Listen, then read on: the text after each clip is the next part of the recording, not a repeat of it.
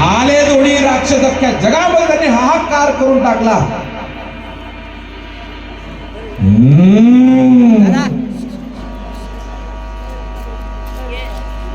दोघं भाऊ होते.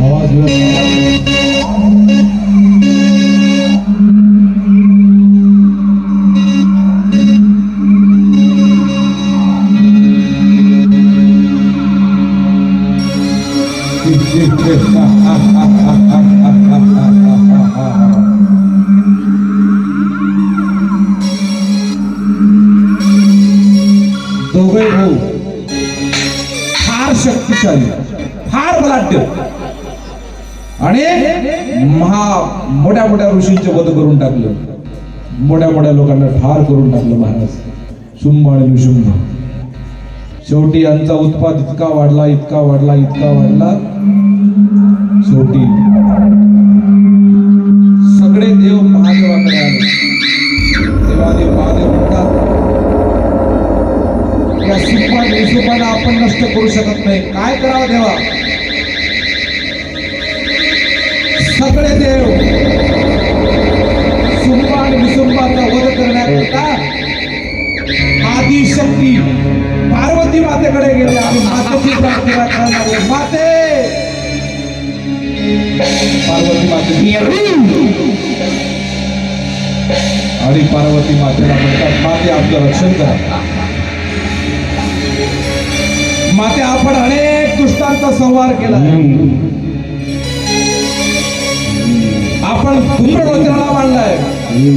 माते, आपण महिषासुराचा वध केलाय.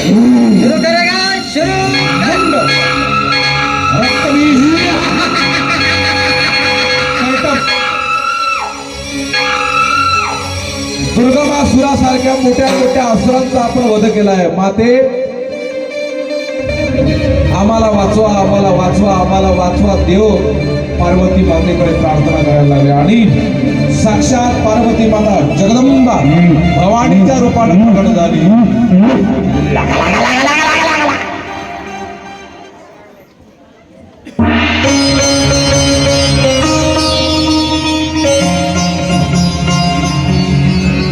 पार्वती मातेनं जगदंबा मातेनं भवानी करून घेतलं आणि पहिल्यांदा शुंभाचा वध केला. दोघांमध्ये घडघोर युद्ध व्हायला लागलं.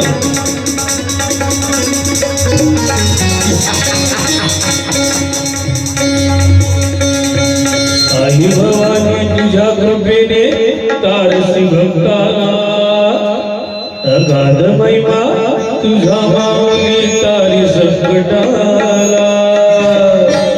आई कृपा करी माझ्यावरी जगवित हात. आई कृपा करी माझ्यावरी जगवित हात. आज गोंधळाला गोंधळा मांडला भवानी, गोंधळाला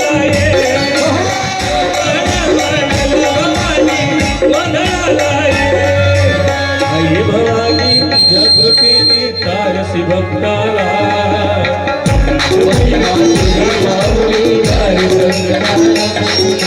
कृपा करी माझ्यावरी जगवित रात झाली.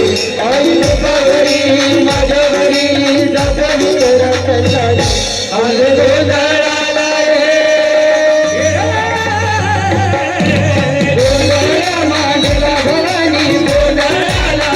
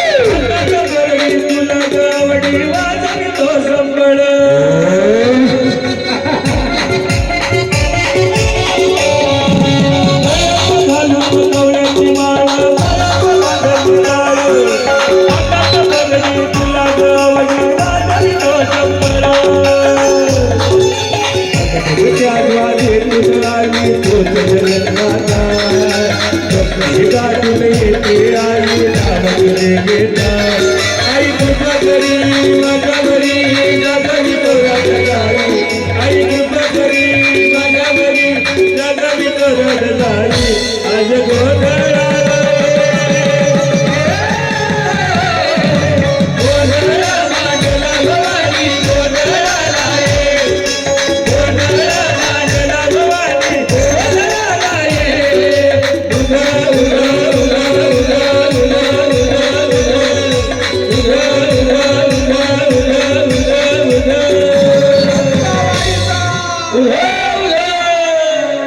अशा प्रकारे साक्षात पार्वती माता जगदंबेच्या रूपाने प्रकट झाली आणि दोघांमध्ये फार पडत घनघोर युद्ध झालं आणि या सुंबाचा पार्वती मातेनं आपल्या शक्तीनं त्रिशूल घेऊन वध केला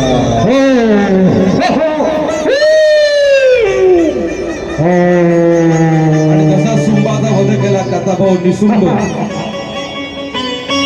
पार्वती माता त्या ठिकाणून सुंबाचा वध करते आणि जसा आपल्या भावाचा वध झाला तसा निसुंब दुसरा भाऊ तो त्या ठिकाणी पुन्हा धावून आला आहे आणि पुढे मातेसमोर युद्ध करतो. हा एवढा बलवान होता की याला मारण्याकरता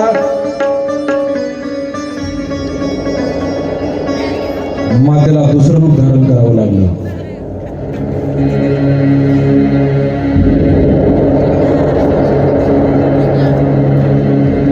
आज पार्वती माता त्याच्या भावाला मारण्याकरता दुसऱ्या रूपामध्ये बजरंगबलीचा गदा घेऊन आली.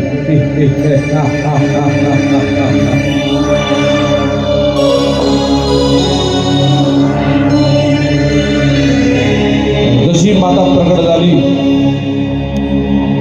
निसुंबानं तिच्यावर आक्रमण केलं आणि दोघांमध्ये घनघोर युद्ध व्हायला लागलं.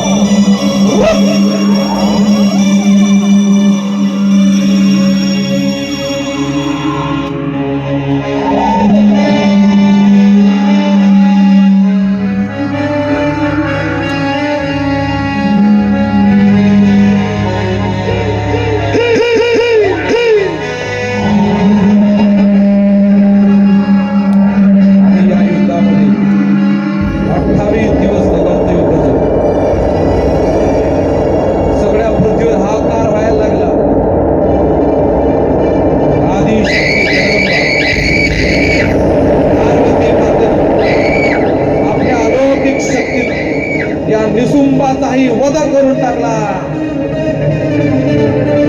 मग पार्वती मध्ये हर हर महादेव आणि साक्षात जगदंबी पार्वती माता दोन रूपामध्ये प्रकट होऊन दोघे भावाचा वध करून टाकला आणि सगळ्या देवांनी त्यांच्या पुष्पवृष्टी केली. दोन्ही मातेचं स्वागत केलं कारण भगवंताची शक्ती पार्वती माता दोन रूपामध्ये आपल्या सगळ्यांच्या समोर प्रकट झाली आहे. तीच पार्वती आहे, उमा आहे, तीच सती आहे, तीच दुर्गा आहे, तीच भवानी आहे आणि तीच आदिशक्ती आहे. तिच्या शक्तीने ते सगळं जग चालते. सुंबा आणि निसुंबाचा वध पार्वती मातेनं आपल्या शक्तीने केला आहे. चला पार्वती मातेचं पूजन दोन रूपाचं पूजन आपण या ठिकाणी करून शिव महापुराण कथेचं या ठिकाणी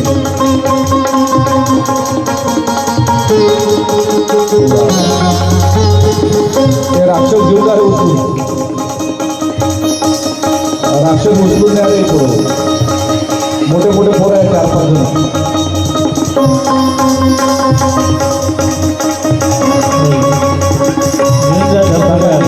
ज्ञानगंगेत त्या ज्ञानगंगेत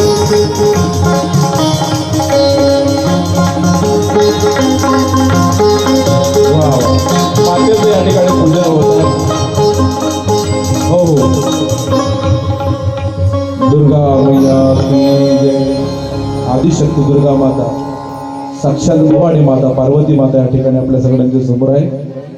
त्या जगाला चालवणारी आदिशक्ती आहे.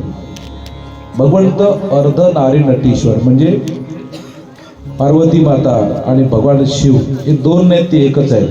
प्रकृती आणि पुरुष हे जग जे बनलं ना प्रकृती आणि पुरुषाच्या मिळून बनलं आहे. जिथं ऐका महिला माता भगिनी, जिथं पुरुष थोडा नाराज होते, कमकुवत पडते, तिथं त्या स्त्रीनं त्या पुरुषाला हात दिला पाहिजे महाराज. हे स्त्रीचं श्रेष्ठत्व आहे. घराला घर पण गावाला गाव पण तुमच्यामुळे आहे. महाराज ग्रामगीतेमध्ये असं वर्णन करतात, ज्या घरातली स्त्री पुरुषाला वेळोवेळी मदत करते ते घर पुढे जात असते. हा काय म्हटलंय माहित आहे, पुरुषांपेक्षा स्त्री काकणभर पुढे आहे म्हणतात. मला सांगा, आपल्या भागवतामध्ये शिवपुराणामध्ये माणसं जास्त असतात की महिला भगिनी? संख्या कोणाची जास्त आहे? महिला भगिनीची संख्या जास्त. पहा किती मोठ्या संख्येने आहे, प्रचंड संख्या आहे. 7 दिवस झाले. अरे आदिशक्तीशिवाय संसार चालत नाही. तुझ्या विना संसार न चाले.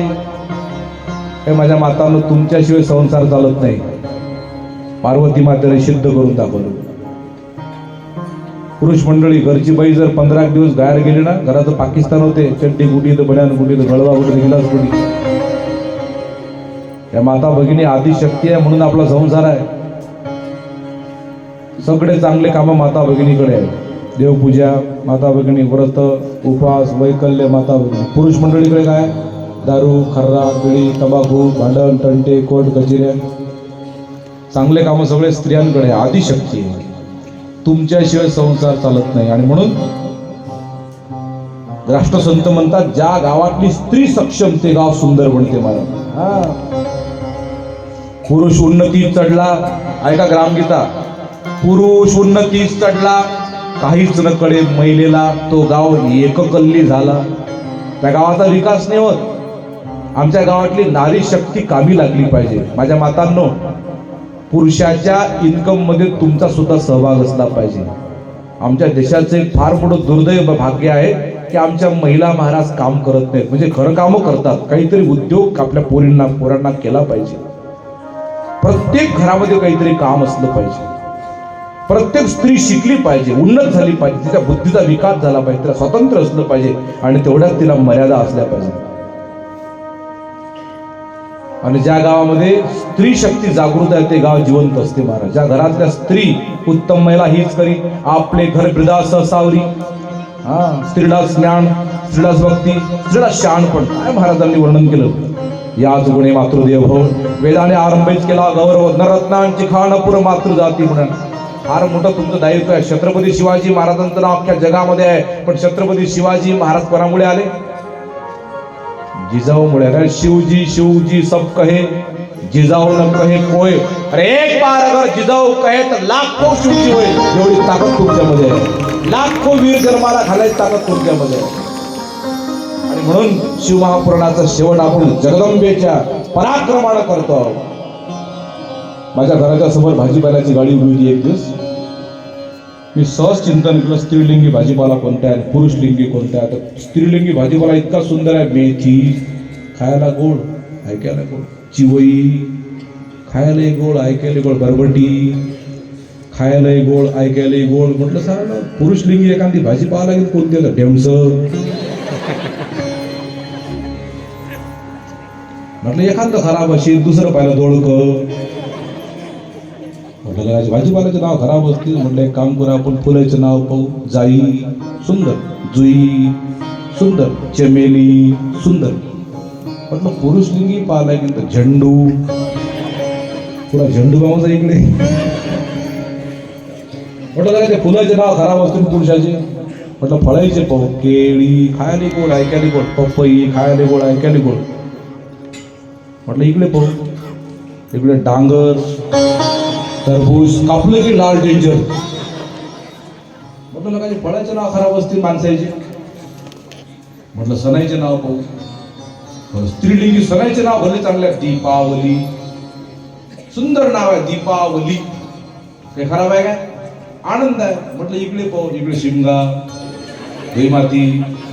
कसं होईल आपल्या माणसाचं सांगा बरं? काहीच खरं नाही. तिथं पागलच झालं. म्हणतो काही आहे की नाही चांगलं.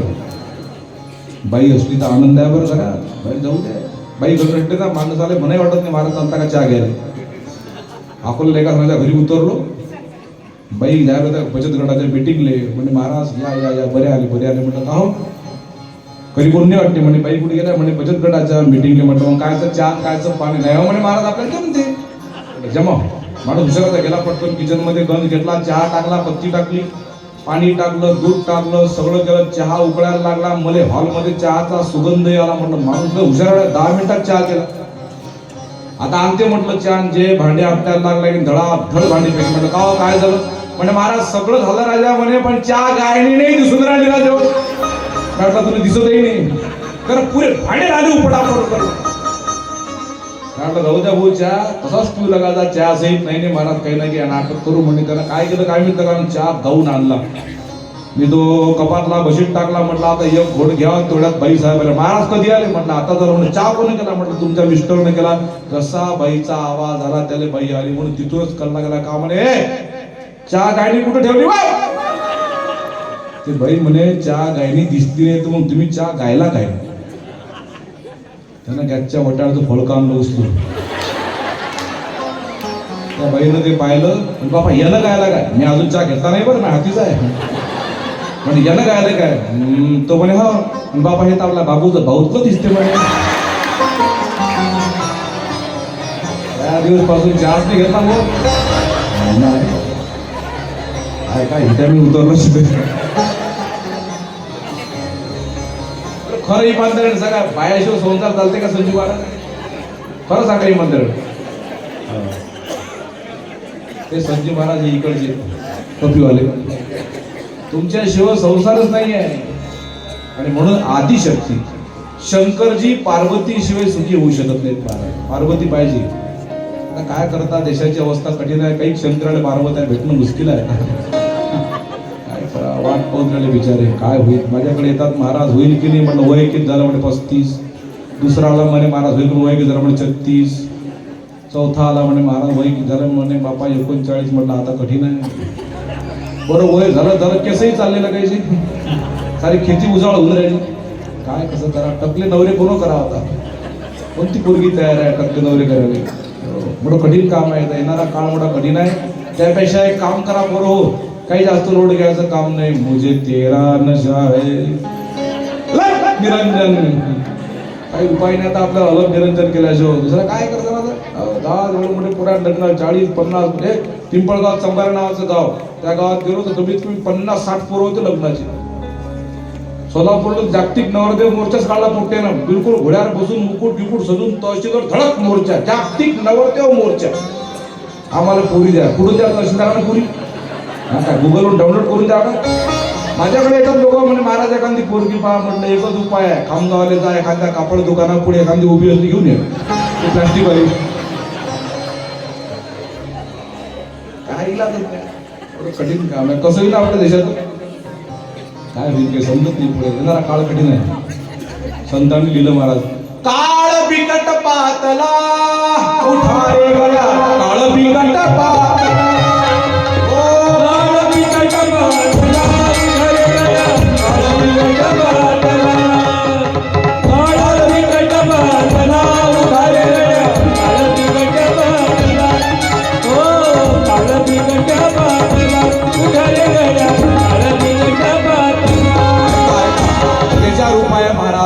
सगळ्यांना परमार्थाकडे लावली गुरुकुंजाच्या समाधी मधुनी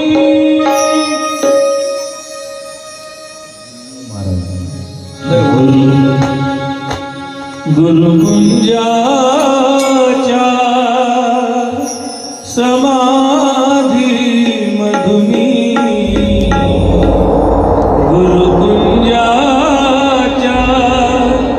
समाधि मधुनी झाली हो गर्जना गळे हो विसरू नका प्रार्थना गळे हो विसरू नका प्रार्थना गळे हो विसरू नका प्रार्थना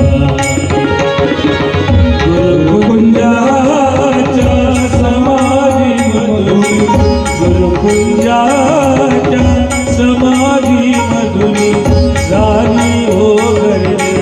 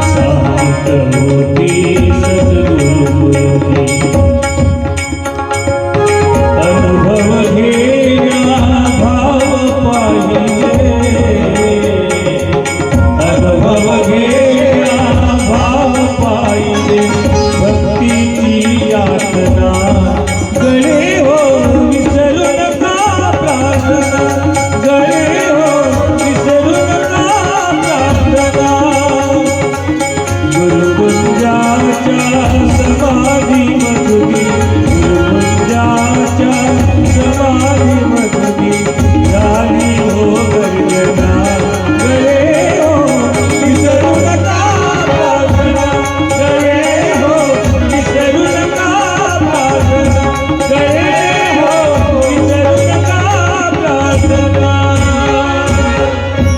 आपल्या गावामध्ये सामुदायिक प्रार्थना चालते. संपूर्ण गावातील बंधू भगिनींना माझी विनंती आहे की आपल्या लहान लहान लेकरांना प्रार्थनेत पाठवत जा. गावामध्ये हरिपाठ नसेल तर एखाद्या मंदिरामध्ये हरिपाठ सुरू करा. असं करसांत येणारी भावी पिढी उज्ज्वलतेकडे जाईल. गाव सुंदर राहील. आपलं गाव फार चांगलं आहे. आपल्या गावामध्ये 7 दिवस आम्ही निवास केला. अत्यंत आदरानं प्रत्येक घरामध्ये आमची व्यवस्था करण्यात आली. मंडळाचे सगळे कार्यकर्ता मंडळी अत्यंत निष्ठेनं व्यवस्थेच्या मागं लागले होते. सगळ्यांच्या अंतःकरणापासून आभार मानतो. गेल्या 7 दिवसामध्ये मुद्दामच कोण्या व्यक्तीचं व्यक्ती विशेष म्हणून नाव आम्ही कथेतून उच्चारत नसतो.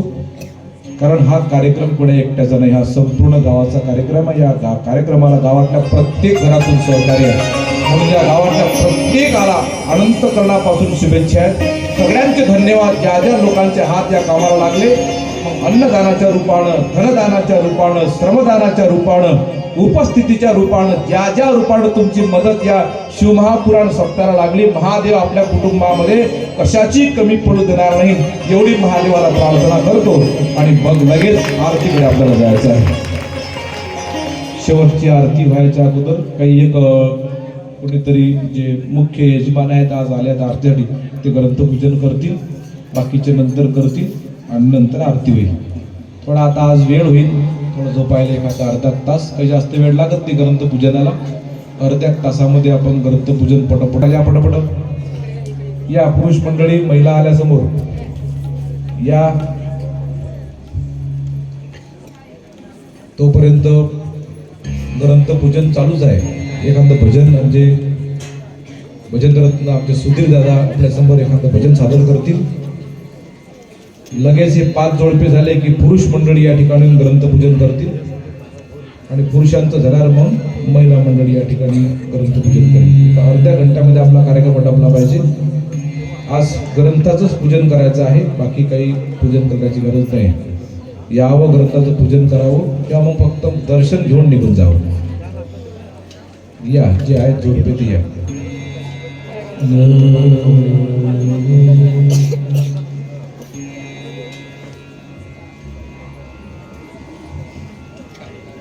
सात दिवसापासून आपण शिवमहापुराण कथा ऐकतो. कदाचित आमच्या बोलण्यातून काही कमी अधिक झालं असेल, कोणाच्या भावना दुखवल्या असतील तर व्यासपीठाकडून मी व्यक्तिशः आपल्या सगळ्यांना अंतःकरणापासून माफी मागतो.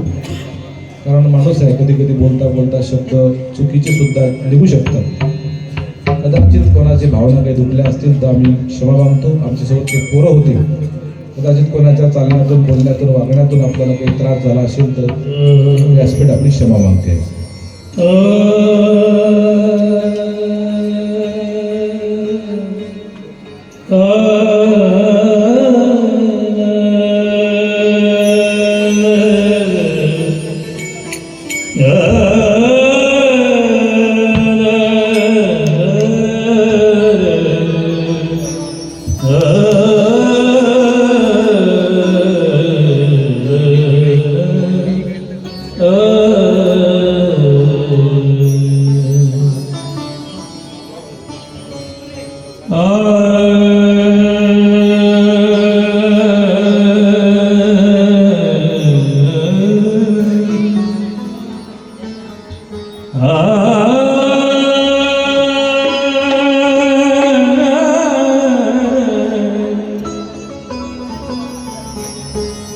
धन्य भाग,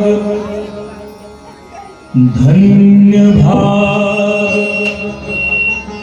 सेवा का अवसर पाया,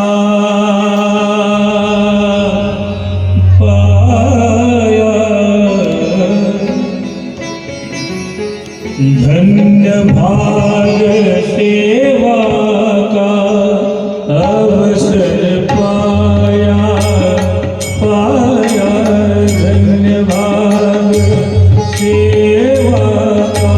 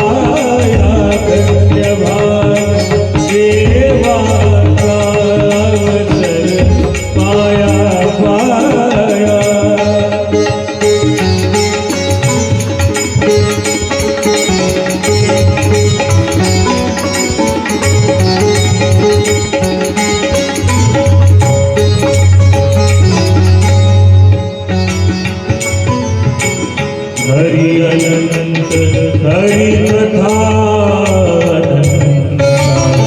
हरि अनंत हरि कथा हरि अनंत हरि कथा अनंत हरि हरि हरि हरि हरि हरि अनंत हरि कथा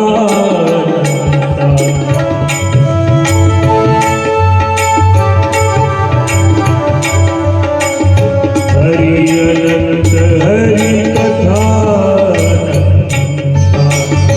कैसे कोई ध्यावे हरि अनंत हरि कथा कैसे कोई ध्यावे राग रागिनी ये सुर सुर में राग रागिनी के सुर सुर में हरि निज रूप दिखावा हरि निज रूप दिखावा धन्य भाग सेवा का अवसर पाया पाया धन्य भाग सेवा का अवसर पाया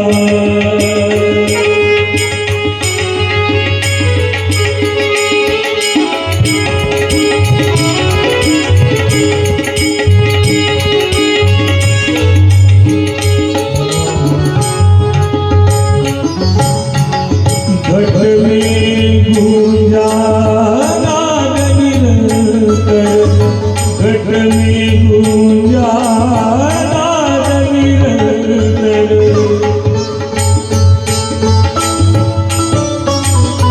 घट में गूंजा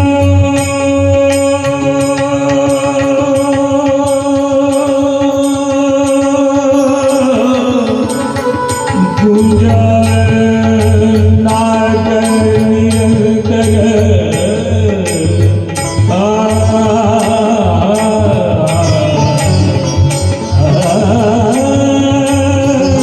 घट में गूंजा नाद निरंतर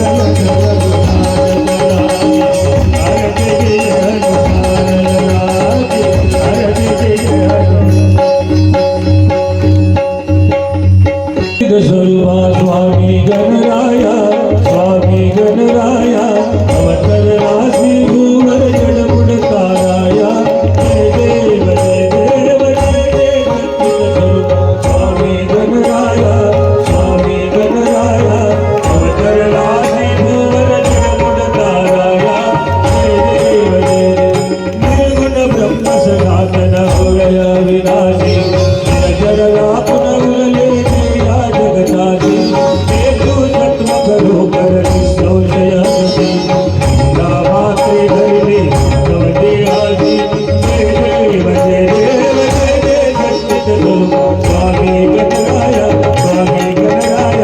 अवतर राशि भूवर जडमुडकाराया जय देव ओम नदेशी त्याची जाणीव तू गवना करुणी गण गण गणात मोती या भजना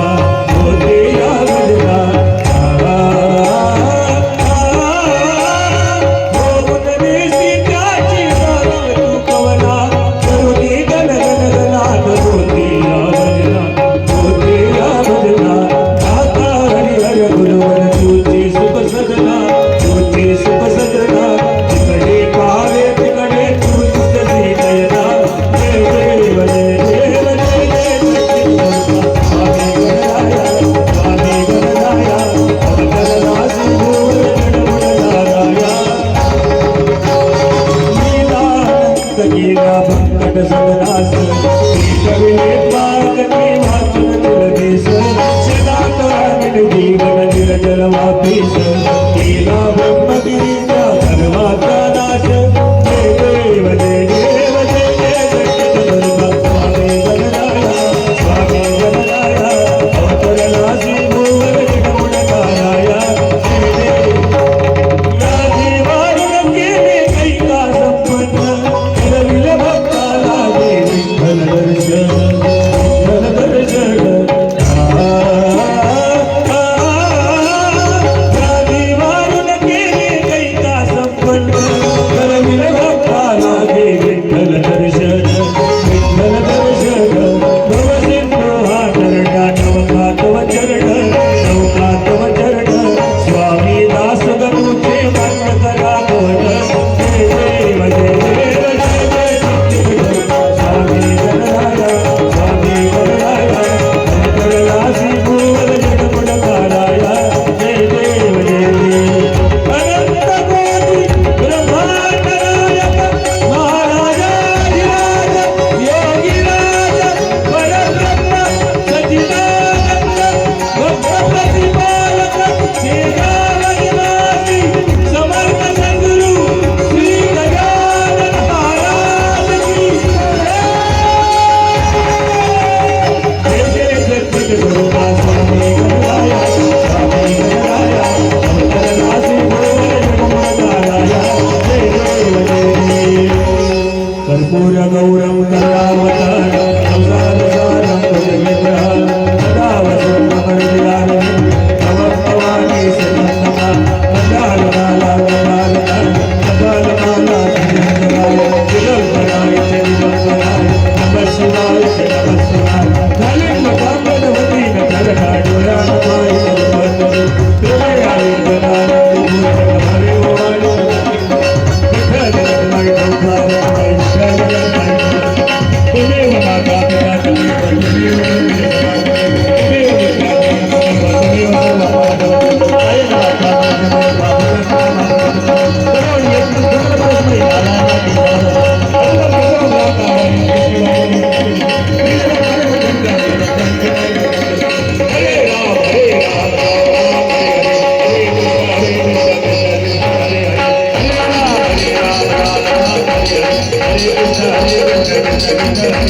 हरे राम राम हरे हरे हरे कृष्ण हरे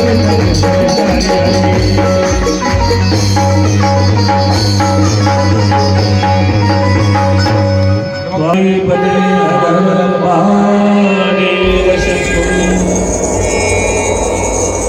केली आहे सर्वांनी